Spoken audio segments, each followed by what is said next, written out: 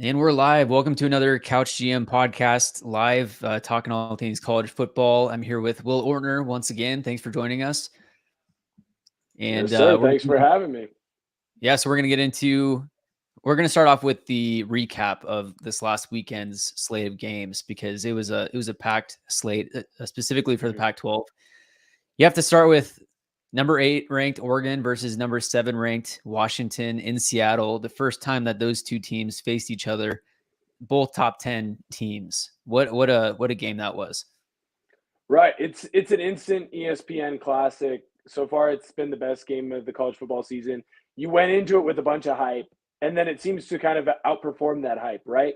There was never a point where you really wanted to count either team down. I mean, shoot, you can look at it. Oregon was down by 11 at different points in the second half. You never wanted to count them out. They were able to roll their way back into it. And then it's like, oh, it seems like they have everything rolling. You look over the sideline, Michael Penix is rapping, couldn't be cooler, right? And all of a sudden he's going to lead his team down and take the lead back. And then you've got a kick at the very end. And then college kids storm the field. It's what makes college football so special, right? You're going to get better games with the NFL. They are all pros. What you're not going to get in the NFL is that pure joy and excitement that is around your big team playing in their big game and it mattering for stuff later on. This was the quintessential college football game where everything was on the line. It's your most hated rival. You yell at these people all because they're in a different state, and it comes down to a last-second field goal. It can't be better. And a preview of a future Big Ten rivalry, it looks like. Yes. Yeah, but it didn't score like a Big Ten game. It was no Iowa-Wisconsin. But yeah, it looks like so Michael Penix Jr. finished 22 for 37, 302 yards, 4 touchdowns, 1 interception. Bo Nix on the other end had a great game as well, 33 for 44, 337 yards, 2 touchdowns. And then both running backs for both teams had solid games as well.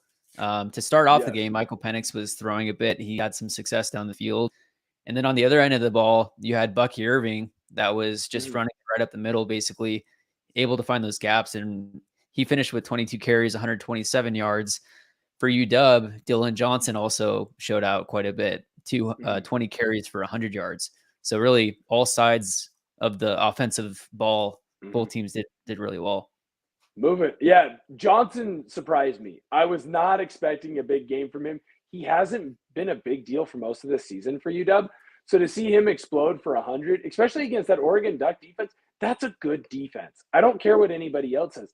That's a really darn good defense. I still think they're a little bit better than UW. UW might have a little bit better of a pass rush, and that kind of neutralizes what a lot of other teams are going to do, especially when they're passing the football. But from what I saw out of Oregon, I think that's the best defense right now in the Pac-12 next to Utah, obviously them being number 1.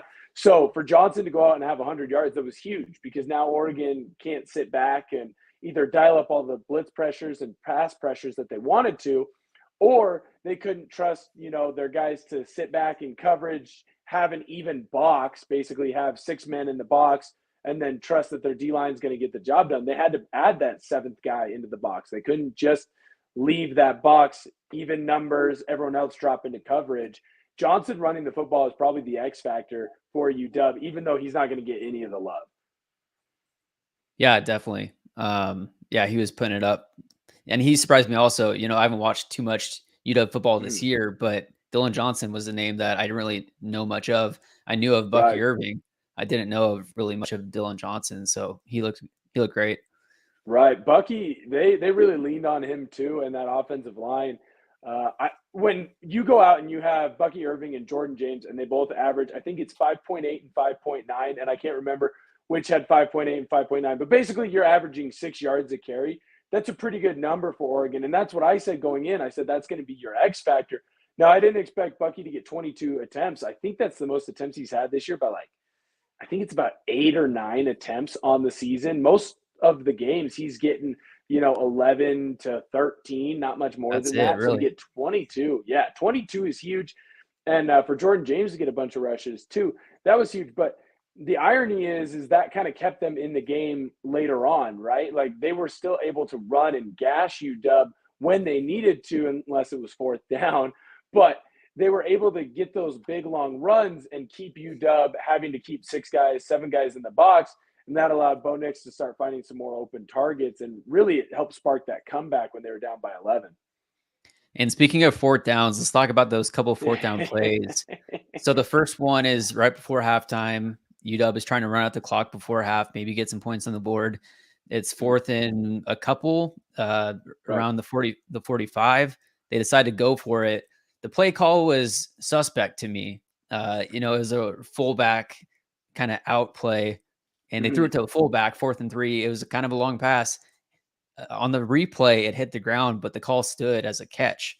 What were your thoughts on that call?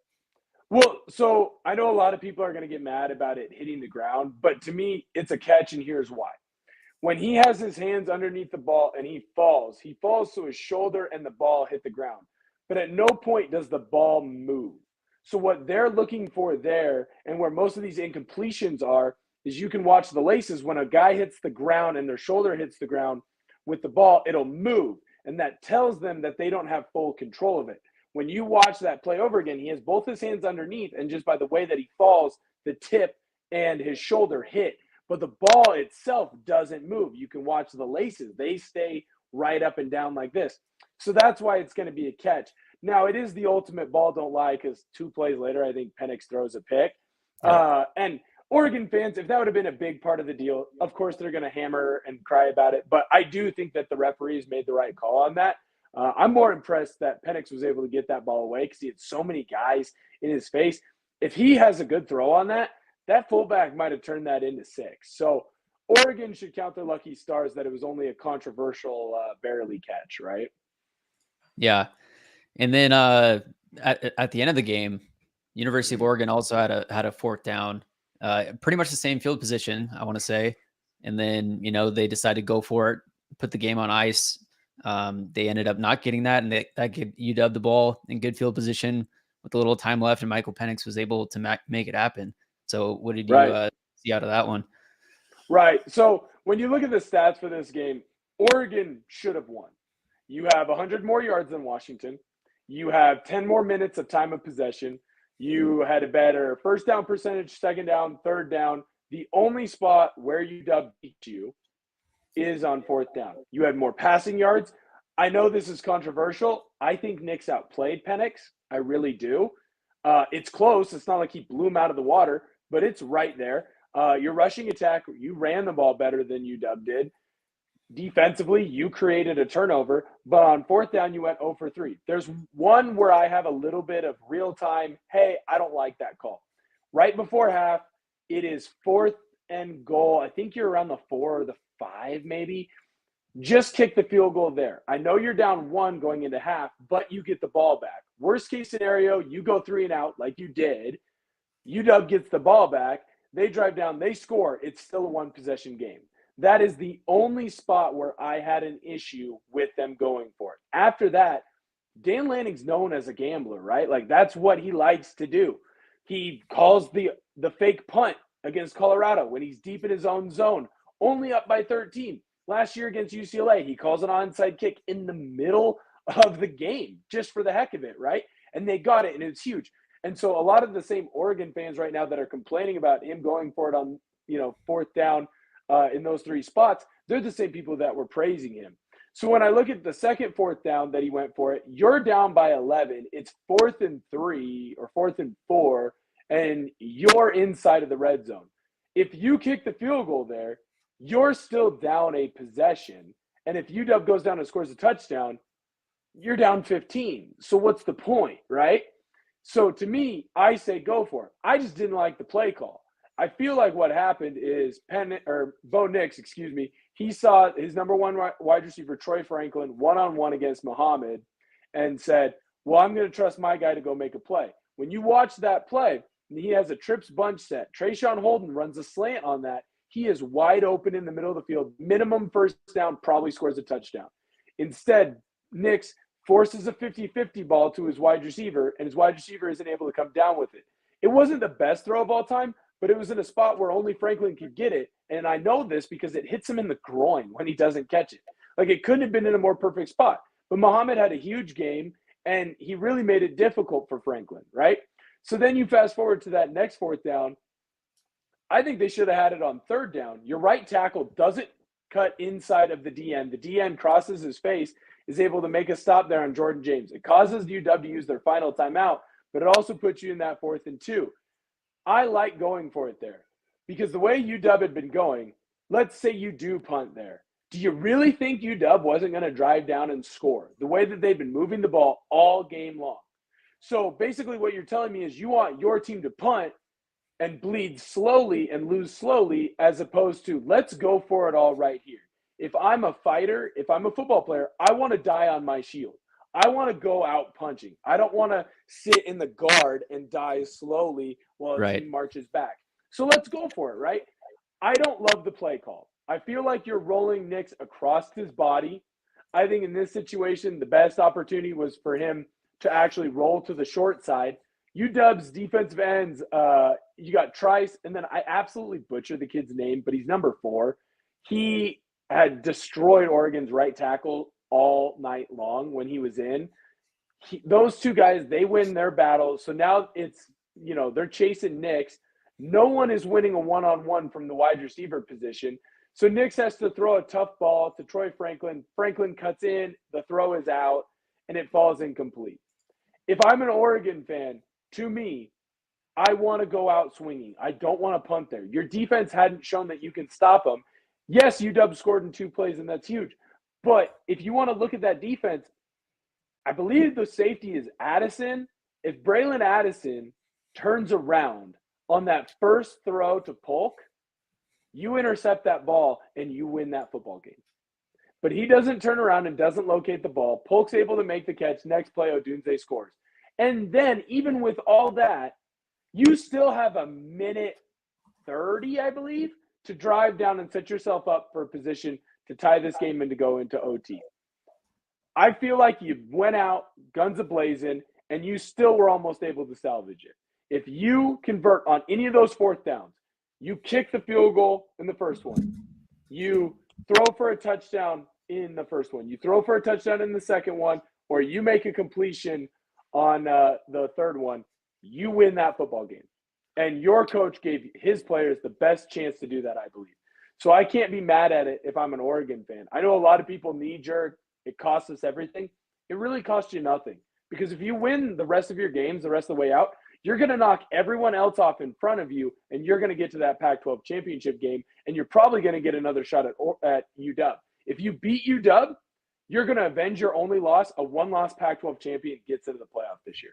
If you're UW, you got to be on cloud 9, because not only do you control your destiny on going to the college football playoff and the Pac-12 championship game, you also have breathing room that no other team in the conference has. If you want to make the postseason this year, UW can still probably lose a game. I would almost say definitely lose a game and make it in, because a one-loss team makes it in. Everyone else in the conference has a loss, and that's huge for UW. Yeah, and like you mentioned, UW 2 plays, 53 yards, 33 seconds, 2 completions, one to Jalen Polk, and then the second one to Roma Dunze to score. Yeah, they got the ball with 149 left. They gave it back, it looks like, with 138 left. Just dotting them up. So the people who wanted to punt, you want them to go 20 more yards? You know what I mean? Like that's what you're doing. I want to die slowly.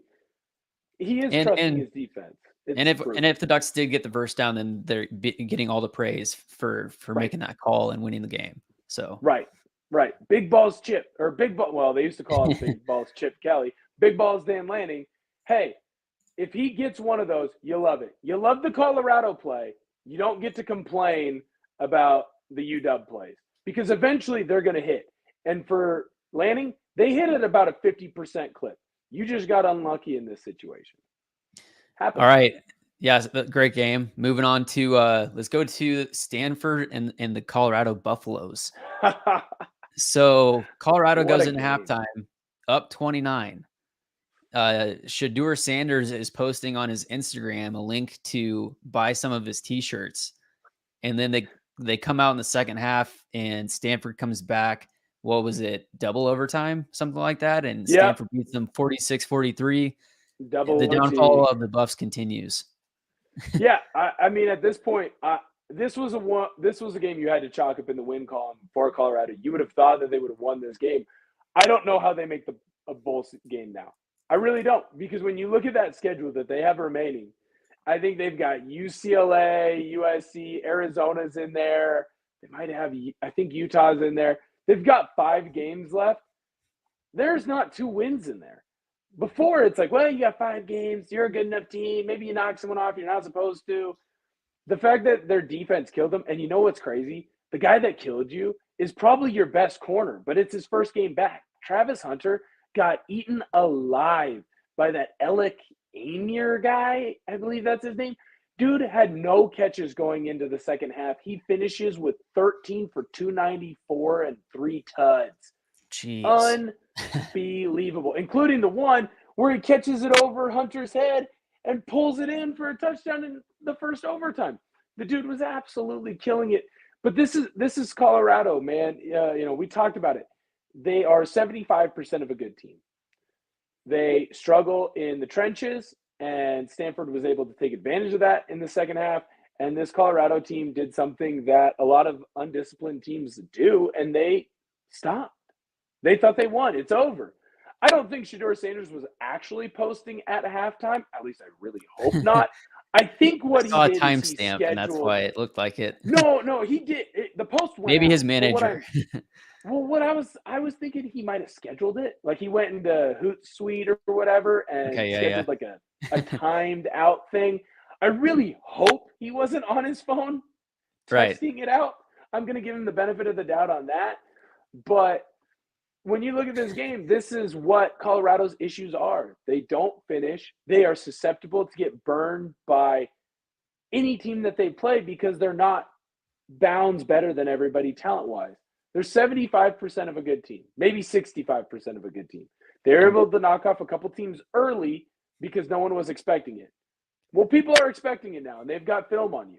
It's like when you have a rookie quarterback that starts the year really hot, and they're really good. And then all of a sudden in the middle of the year, it's like, wow, they fell off. What happened? Well, guys got film on you. They know what you're trying to do. They know what you do well, and they're going to take that away. And in a lot of these cases, they took it away. And then defensively, Travis Hunter just looked rusty as hell. He looked so rusty. And Travis Hunter took a hit in, I think it was overtime in the end zone that looked like, I mean, that could have done some damage again. Football's a brutal sport. Yes. But looking at their remaining schedule, I mean, all these teams, I don't see how they beat any of them, to be honest. They have next week, it's at UCLA versus Oregon State versus Arizona, who we'll talk about in a little bit, who's a highly underrated team, at Washington State, and then at Utah to finish it off. I don't know if Colorado wins another game this year. No, I don't disagree, because I think going into the year, you kind of look at it and you go, well, they'll probably knock off Arizona, and then that'll make sure that they're actually in, the postseason. And then after that, hey, they're a frisky team. Maybe they can beat someone that they're not supposed to. Maybe they can sneak up on someone. I don't see how you sneak up on 2 teams. This Arizona team, maybe they're fool's gold. I know we're going to get into it more, but, dude, I'm buying into what Jed Fish has got going on over there. I'm buying in to the Bearcats. Maybe you sneak up on UCLA, but that defense is for real. I think what happened is they started out really hot, and they caught some teams by surprise, and then you got film on them, and now teams are exploiting those weaknesses. And you're seeing what they truly are. They're better than what they were. Maybe they get to that 5th win, but they're not going to be a bowl-eligible team. Yeah. Did you see Coach Prime's talk after the game in the locker room? I saw the SNL bit. Oh, there's an SNL bit on it? I need to go watch that. Yeah, but, it's Kenan Thompson is pretty fantastic. That's awesome. Sanders was basically like, hey, I think like I'm in love with this game. I don't think you guys are in love with this game. I think you guys are in like with this game. Yep. And he was talking about the players, the coaches, and they have to really go and think about if they want to be a part of it moving forward. And then he was like, I mean, he said that they're going to practice that next morning. He was just like, God bless, have a good night. And then, I can only imagine what practice looked like the next day with all that cardio that they had to do. But oh yeah, that's getting after it. And you know what? A lot of people don't love the Dion stuff, right? Everyone thinks it's kind of a bit. He's running it up. I actually like Dion. I think Dion does a good job. And to me, what he's doing right now proves to me that he is in love with the game. Dion doesn't have to do this. Dion was on NFL Network. He was doing his own thing. Dion Sanders is a good coach. He was able to go out and recruit 5-star players and get them on his team. He has a lot of young guys. The problem is building through the trenches, it takes a long time. They always say O-linemen age like fine wine because it takes you a while to be in control of your body, get that flexibility. Most of these kids, when they come out of high school, they're fat. No offense to those kids. I was fat too. I was an O-lineman. I get it. You're fat. You don't bend. You can't move well. You're like Bambi. Most of you have Osgood Slaughters because you were too tall. Your knees hurt all the time. It takes time to be able to get your body to move and to be able to lift and look like a college O-lineman. Not all 300-pounders are good 300-pounders. You got to get the good weight on you. And that just, frankly, it takes time. Will Dion be in Colorado long enough for that to take place? I don't know, because I think there's going to be a couple jobs in Florida and Texas that are open, and I think they're going to start calling Dion because it is true. He is a great recruiter, and he's going to be able to get these players in, and he gets a decent coaching staff. The air raid that he's doing offensively, it's fantastic football. Defensively, I can't tell if it's a good coach scheme or if they're just weak in certain spots or if it's a bad scheme and they're weak, so it makes it worse. I think time's going to tell on that as you get more and more of Dion's players in. But when I look at this, I do think there's a lot of guys who are in like with this game and with this team. And you could see it on the sidelines. That corner that was screaming and yelling at Dion, there's no reason for that. You messed up. You made a bad play. You need to fix it. A lot of these guys are front runners right now for them. They're like, they want to do this. They don't always want to do this on film. Shiloh Sanders is a senior. Shedeur is a junior. We'll see how many years beyond Shedeur Dion ends up staying there. Right. If things don't continue or if they don't go in the right direction, if he takes a bigger opportunity somewhere. I would assume he has to stay with Shedeur because if Shedeur were to transfer, unless he graduated, I believe he would have to sit out the year, so it doesn't make sense for him. And then, again, the NIL stuff is weird, and I'm sure we'll get into it more with Caleb Williams. Yeah. But with Shedeur, right now, it sounds like he's making more money staying in college. So if you're Shedeur, I know, it's not like he's hurting for money. He's Deion Sanders' kid, and Dion is on every freaking commercial known to man right now. For every and then I saw that there was on. I think actually it was LeBron James's son, I believe, and like all of LeBron James's son's friends were on this Nike commercial. So it's basically if you're just connected with this family, right, you're raking it in. You're getting something. You're getting a piece of the pie. Right. But I would stay. Right now, the way the rookie pay scale works, stay in college. If you're not going to be that number one guy, Shedeur isn't going to be that number one guy. Stay. The next QB class isn't quite as good as this one. You have Drake May and Caleb Williams, who are for sure 1-2, and they're talking about Caleb Williams being in a very elite special class, and Drake May any other year is a number one guy. Stay in college another year. Continue to improve. Who knows? Maybe your dad gets some better transfers in there in the trenches and you're actually making a run at something next year.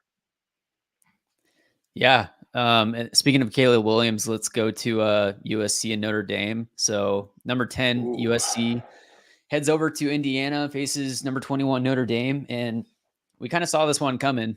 We didn't know when it was going to happen, but this looked like a prime matchup for it to happen, where Notre Dame just took advantage of the USC defense. Notre Dame's defense got after USC. They got Caleb Williams 6 times, 6 sacks in the game. He completed 23 of 37, 199 yards, 1 touchdown, 3 picks, and USC loses 48-20. So I'm not Nostradamus, but sometimes I can see the future. And there is going to be someone who goes on First Take or Undisputed and says that Drake May should go number 1, and they're going to cite this game because this is the worst Caleb Williams has looked, I think, ever. And I don't want to say that it's because it's the first real defense he's played, because I think that downplays Utah from last year. But this is probably the second or third best defense that he's played against. And this Notre Dame team got pressure on Caleb, and he looked mortal. He had 2 bad interceptions that were his fault, and that led to 21 points, right? So if you look at this game, and I think it's lame to blame one individual person, but when you look at his 3 turnovers, it is the reason that USC lost this game, because it led to a 21-point swing based on Notre Dame intercepting the ball and being able to score offensively. Or I believe there was a pick 6 as well in there. So when you look at this game, this is the worst you've ever seen Caleb Williams. Is that because he's trying too much, or is it because for the first time in his career, he actually had pressure in his face? What do they always say about quarterbacks? You want to make a good quarterback into a crappy quarterback? Get pressure on him, because they all turn mortal. Even Tom Brady, who was pretty good against blitzing early on in his career, he was mortal to pressure in his face, because you stop looking downfield and you stop looking at all your reads, and You're just trying to survive at that point. In front. Exactly. And I mean, that pressure killed him. He was able to move around in the pocket and, trying to avoid the defenders. But after you avoid a defensive end, a defensive lineman, then from the other angle, it's just too much time. You don't have a chance. Right. Well, I mean, that interception, the very first interception, you've got a tight end pop pass. You're just trying to float it up to your tight end. He's got pressure right in his face. So instead of leaning into the throw and putting it right on his guy, he steps off his back foot. He lobs it up and over. It goes just over his tight end's reach, right into the safety. And I do actually agree with Martinez here. I think the USC defense was okay. That was about as good as they were going to do. Caleb Williams killed you. It's the first time that I think we've ever said in the last 2 years where the defense did good and Caleb Williams is the reason you lost. Usually it's flipped, where it's like the defense is the reason you almost lost and Caleb Williams put his crown on and dominated. Right. And I predicted this. I yelled about it, and of course I bet USC. And I still freaking lost. Unbelievable. Oh, man. You'll get I it knew back. it was coming. You'll get it back. Bad. I won all the others. 2-1. 2-1. And then with Caleb Williams, I saw today Barstool posted, and you saw this post. Yeah. But apparently Caleb Williams is going to be trying, or has reached out. Their representation has reached out and wants to be a part owner of whatever team drafts him. And that apparently Aaron Rodgers tried to be a part owner of the Jets as a part of the deal. But again, apparently the NFL rules don't allow players to own teams. So that was shot down for Aaron Rodgers. And of course, for Caleb Williams, that would be shot down as well. Right. Interesting to try to leverage it that way. And, as I mentioned in the short that I made, this whole NIL thing is going to be a game changer as far as players that have years to go in college to be able to leverage and be able to really pick which team is going to pick them. Right. But I also don't think you're going to get that much leverage. Like, people instantly go, this is unprecedented. No, it's not unprecedented, right? Like, John Elway picked where he went. Eli Manning picked where he went, right? So this has happened a couple times, but you have a finite amount of time where you are eligible to play college football. So you get to a point where you have to leave. He's not going to get ownership. You are slotted into the amount of money that you get, right? You're not going to get ownership equity. No team would be dumb enough to do that, even if they could do that, because if you're going to give ownership equity to a dude who only played in college, half of those first round QBs are busts anyways. I know that we're all talking about how he's, can't miss prospect. He's this, he's that. Well, let's go down the list of guys who are can't miss. I mean, Jameis Winston and Marcus Mariota were supposed to be can't miss. Neither one of them is a starter anymore. Jamarcus Russell couldn't watch film. Anthony Achilles Richardson Smith, out for the season. Ryan Leaf, right? So you have all these guys who were busts, like legitimate busts, who never amounted to anything. There's no team that's going to give him equity. It's dumb. And I think right now what they're doing is they're posturing. I think he is going to try and pick where he can go, which I'm fine with that. I don't have an issue. If you hold some of the leverage, for sure, man, see what you can get out of it. If you think you have a better deal somewhere else, try and make that happen. But here's the problem. Caleb Williams has one more year, I believe, and he's got to come out. So he's either got to come out this year or he's got to come out next year. And so if he has to come out in one of these 2 years, if you decide not to come out this year, hey, I'm going to stay, I'm going to make more money in NIL. And then next year, one of those teams that you didn't want to go to and you didn't want to play for, they get the number one pick, you're SOL. So I think that this is a lot more posturing, and it's a lot of, I don't know if it's management. I don't know if it's an agent. I hear his dad is involved in a lot of this stuff too. Someone in his camp Never turns out well when they're family gets involved. that or a pastor, right? Never works out well. It's someone thinking they have more leverage than they really do. Because at the end of the day, what's he going to do? Well, I made my NIL money in college and now I'm just done. That's not going to happen. So it's posturing. It's a little bit to me like Dame will only play in Miami. Well, guess where Dame's playing? He's playing in Milwaukee. I think time will kind of alleviate some of those issues. And I saw some of the comments on Barstool's post. It's like, here's an example of how you make ownership, coaches, players, everyone hate you, is to or asked to be a part owner of a team that you haven't even proven yourself. I mean, you have in college, but that's a huge ask. And then what, your coach is an employee of you? Right? Yeah. Right. Also, what if you get there and after 2 years, you're like, hey, I really don't want to be here anymore. You're going to play for another team, but have Caleb has put up his share of ownership for sale. Right. Like that. It just doesn't work that way. I think it's more, to me, it's more of, oh my goodness, he wants ownership stake. Whoa, that's crazy. And then you really think about it and you're like, no, that's not happening. Have it. That won't work. And that's not how life works. Yeah. Maybe if he does reach Patrick Mahomes' ability, he'll own a part of a baseball team or a soccer team like Mahomes does, but he's not owning a football team. They didn't even let Tom Brady have equity when he tried to go to the Dolphins. I really think that article where it came out that Brady tried to get equity is why everyone now thinks that they can get equity. No, you can't. You're not Tom Brady, and even he couldn't get it. Like, maybe I can try this. We'll see if it works out differently. Right. With DX Gaming, who is winning the Heisman this year? Is Caleb the front runner? Is Michael Penix the front runner? I think Penix has to be the front runner. I really do right now. When you look at it, he is leading the ncaa in passing yardage. I don't know if he's leading in passing touchdowns, but he's going to be right up there. In most of these games, he's doing it in 3 quarters. Here's the irony. Oregon had a really good game against Michael Penix. They held him to the least amount of yards he had all year. He had 302. He hasn't had a game where he had less than 302. Oh, by the way, his second best wide receiver didn't play in the game, right? So he's still going to get another target back, another weapon.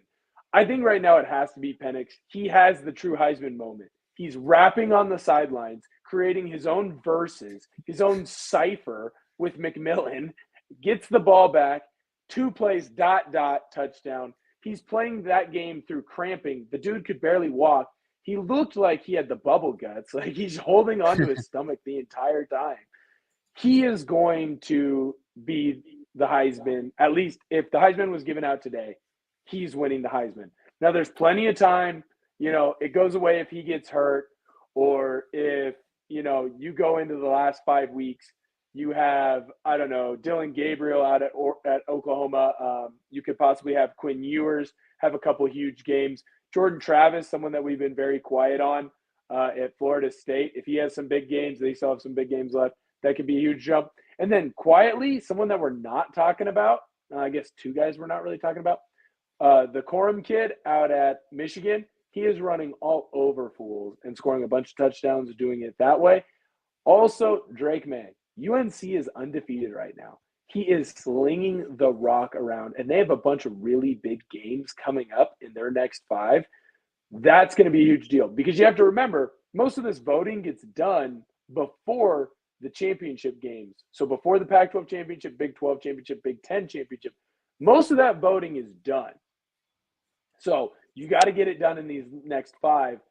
Drake May is someone that I might keep an eye on. So passing leaders actually this year, Shedeur Sanders is in first. He has topped him.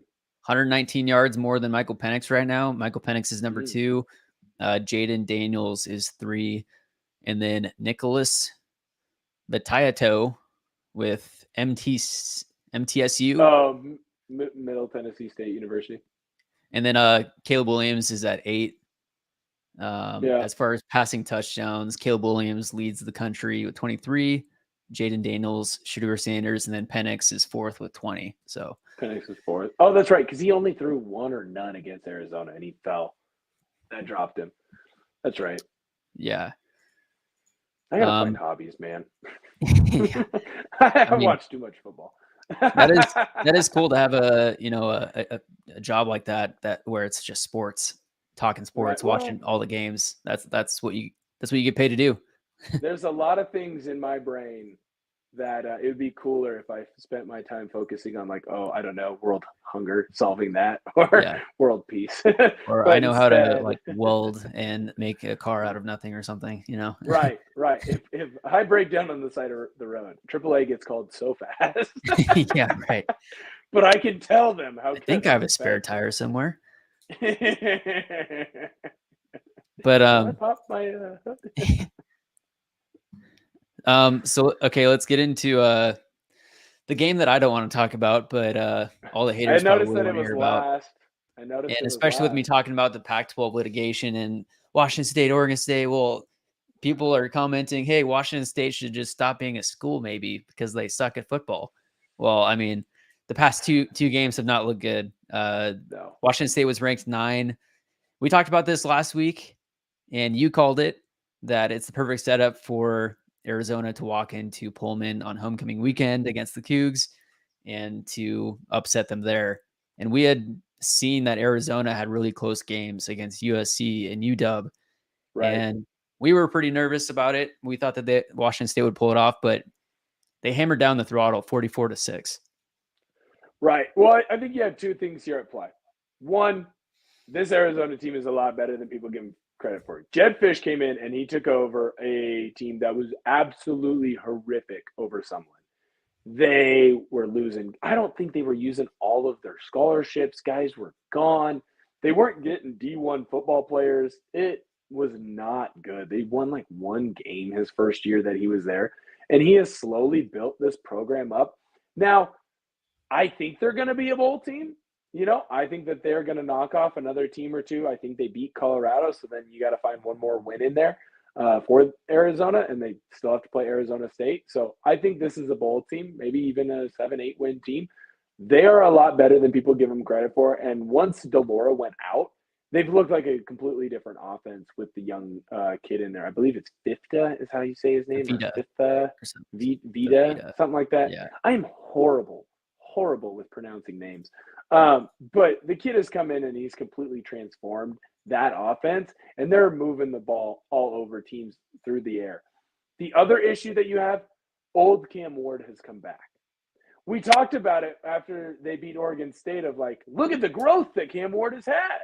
He is playing fantastic. He doesn't make the same mistakes that he did last year. He's super efficient with the football. He doesn't make them turnovers.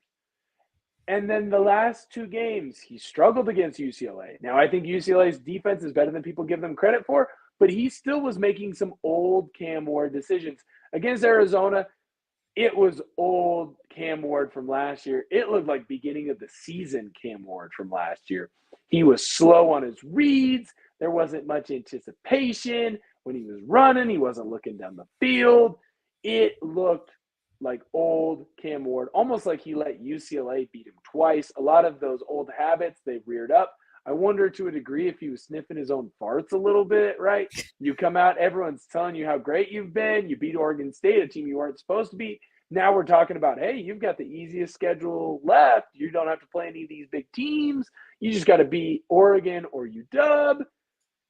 All of a sudden, now you're kind of back where we thought you were going to be, and you're looking at an Oregon team that, frankly, when Dan Lanning's teams lose, they usually come out pretty pissed off the next game. Last year when Oregon lost to UW, they had to play Utah right away, right after. They looked pissed off, and they looked ready to go out, fly around, and they won a game that they probably shouldn't have because Bo Nix couldn't even move. Well, now you're going to be pissed off, and everybody's healthy. So can WSU get back to what they were doing against Oregon State, against Oregon? I have a hard time seeing it. Yeah, and we'll preview that game in a little bit, but looking at Arizona.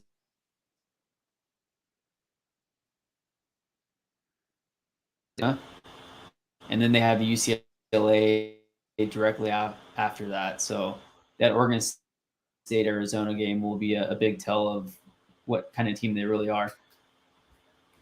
Yeah, when I look at this Arizona team, I think they can just sneak up on another team or two. They're the classic. They win 2 or 3 games that you go, how did they win those games? They shouldn't win those games, but they do because it's the Pac-12 and everyone is about the same, right? You go into a game with UW and it's at home and you shouldn't be in that game and you hold Michael Penix to 1 passing touchdown and it's close at the end.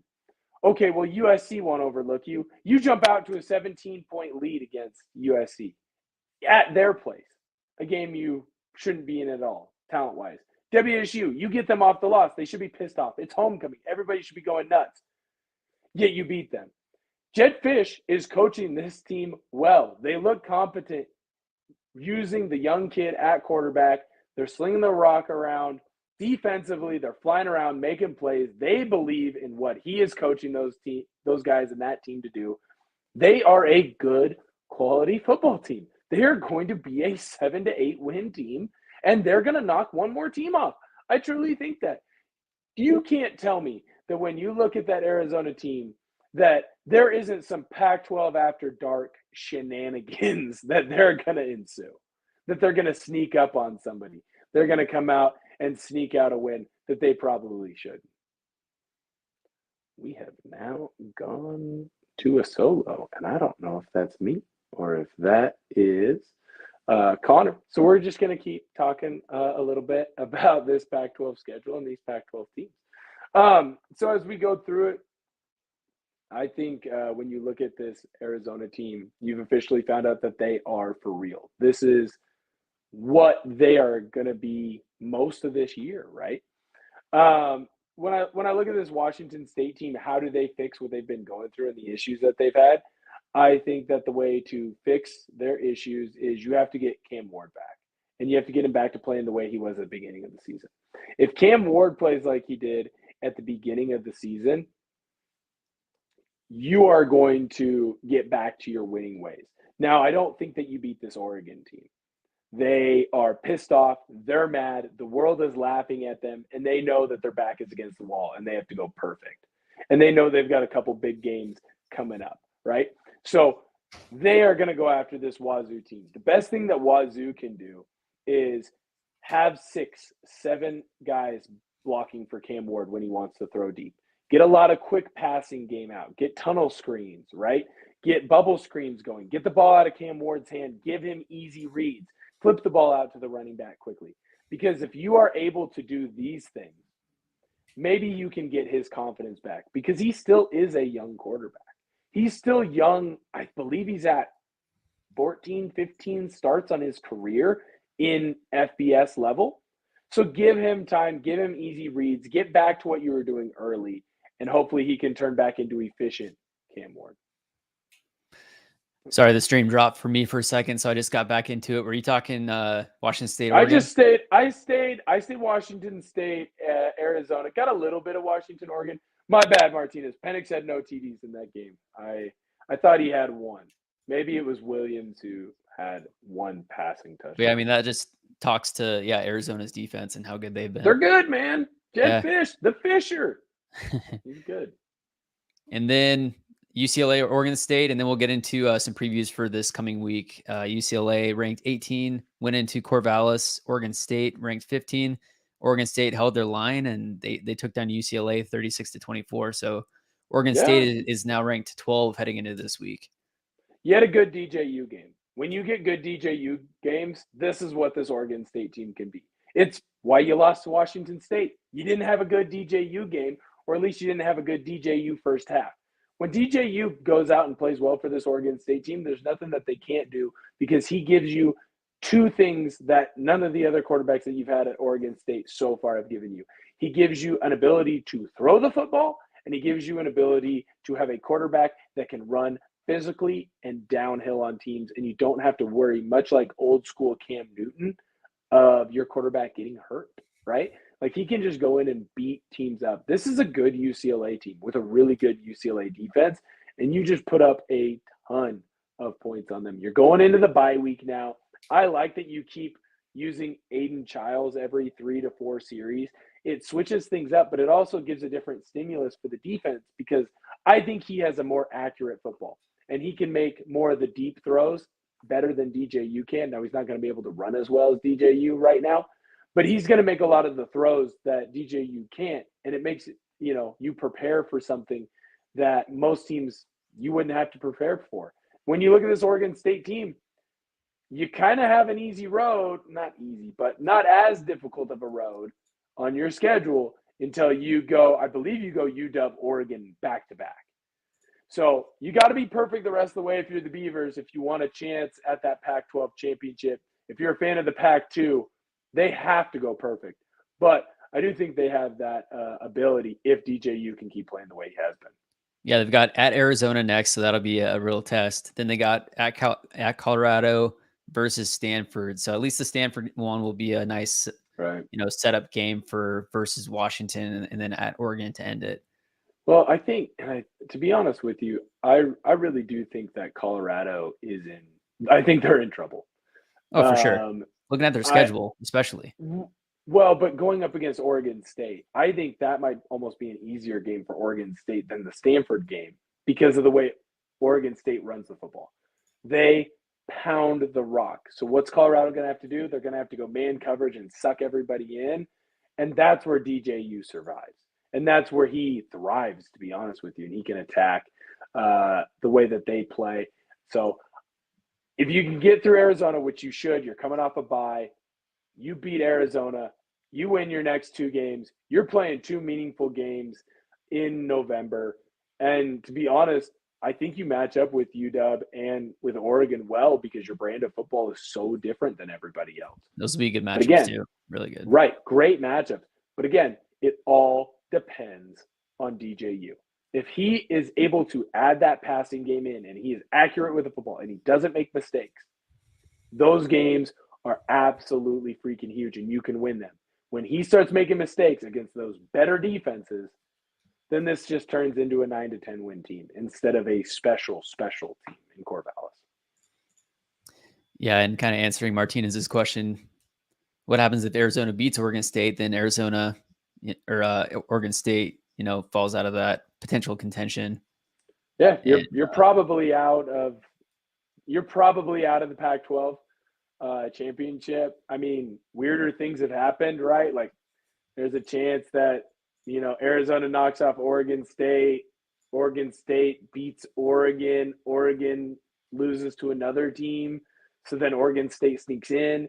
A 2-loss team I don't think gets into the college football playoff, but to say that a 2-loss Pac-12 team couldn't get into the Pac-12 championship and couldn't have a possibility to win the Pac-12 championship, I think that's lunacy to a degree.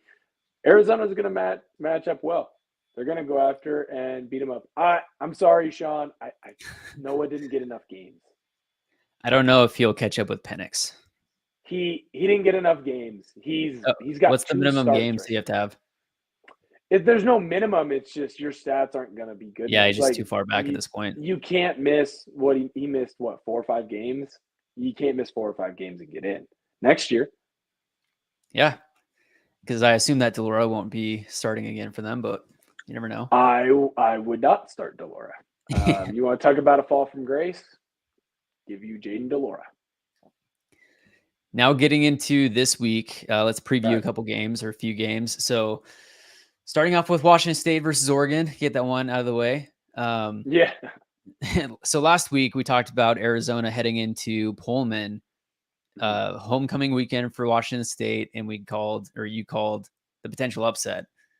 It might be the same situation here to where Washington State is now heading into Autzen Stadium, number 9 Oregon, potentially to take them down. The spread right now is at 20. What are your thoughts on that game? My thoughts are you're going to get a really pissed off Oregon team. And I've said this before, and I said it kind of while you were out, right? Oregon plays pissed off after losses under Dan Lanning.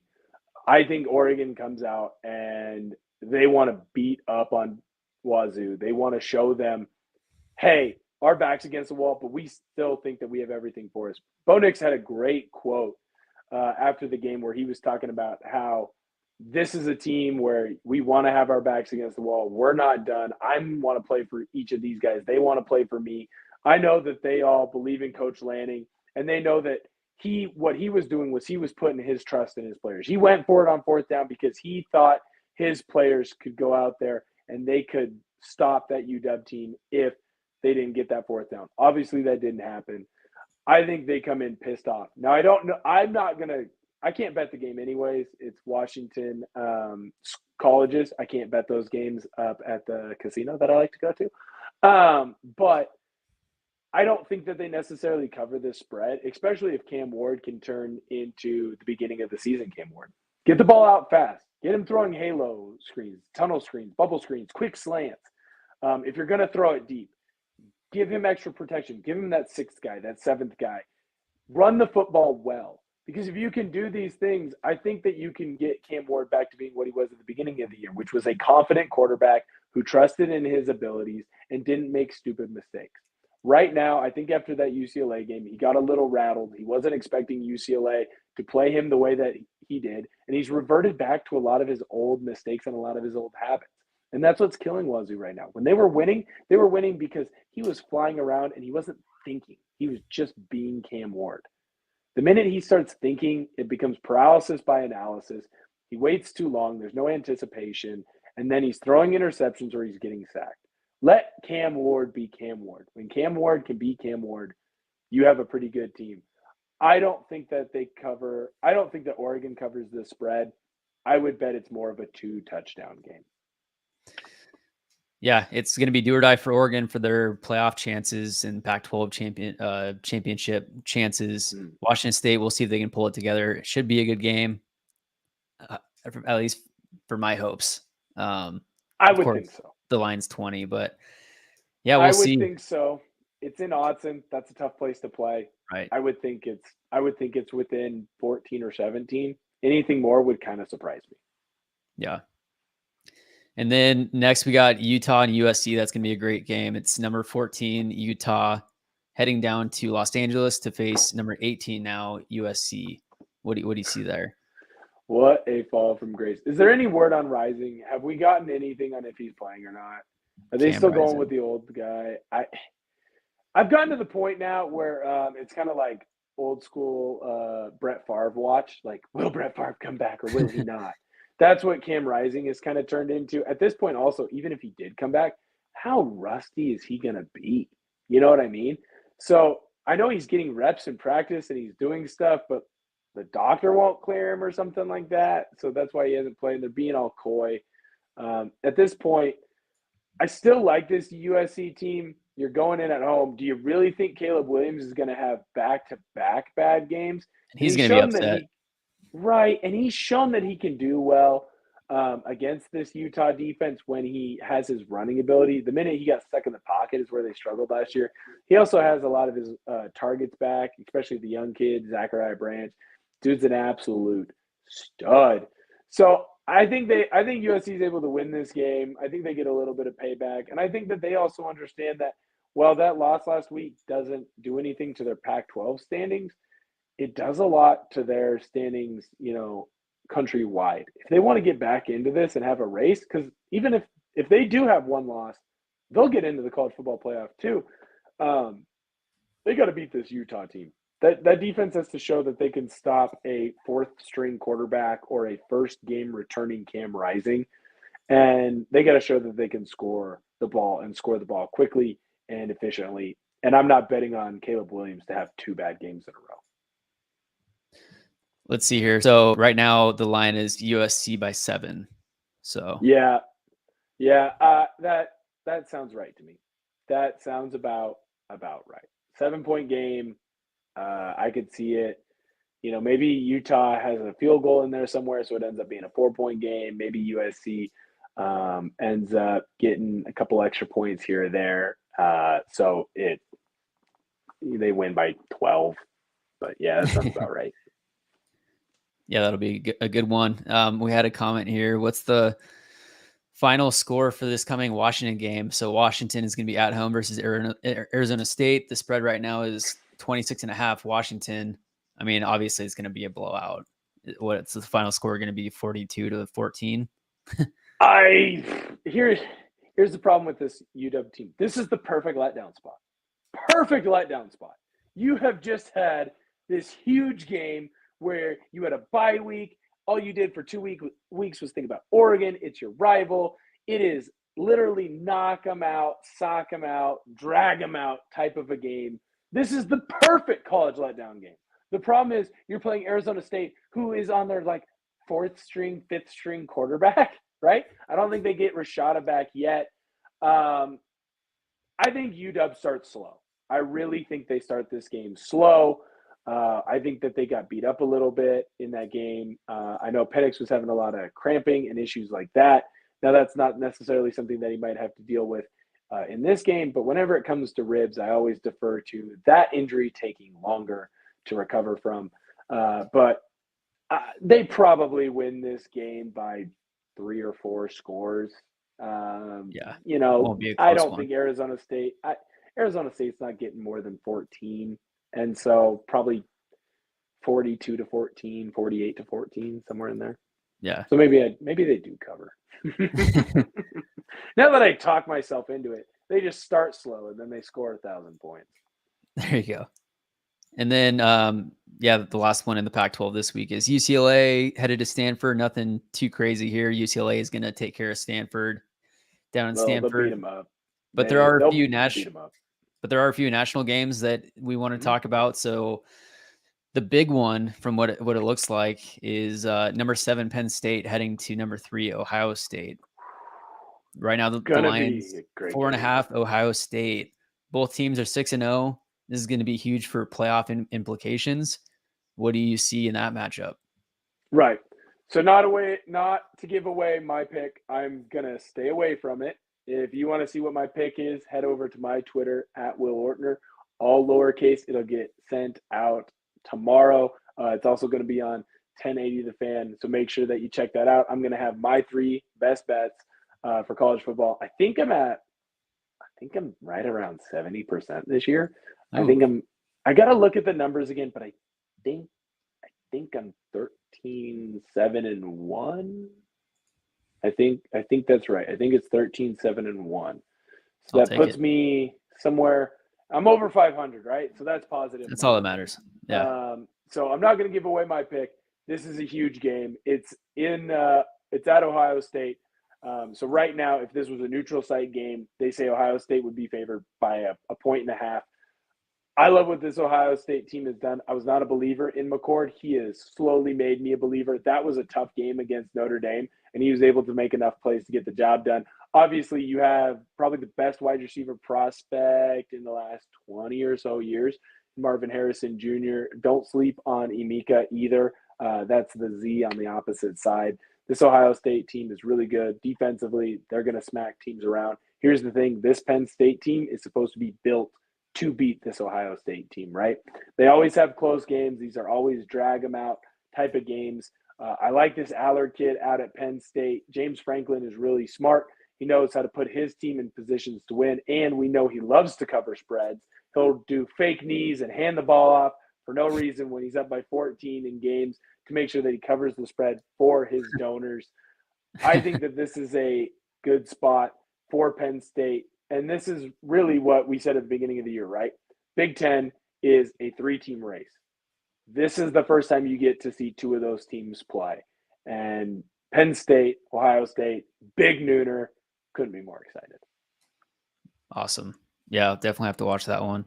And then another big one is in the SEC, number 17 taking on number 11 Alabama down in Alabama. The spread right now is Alabama by 9. Do you think Alabama holds it in this one? Hey, what do they call this rivalry? It's the third Saturday in October. That's what they always say when it comes to Tennessee and Alabama.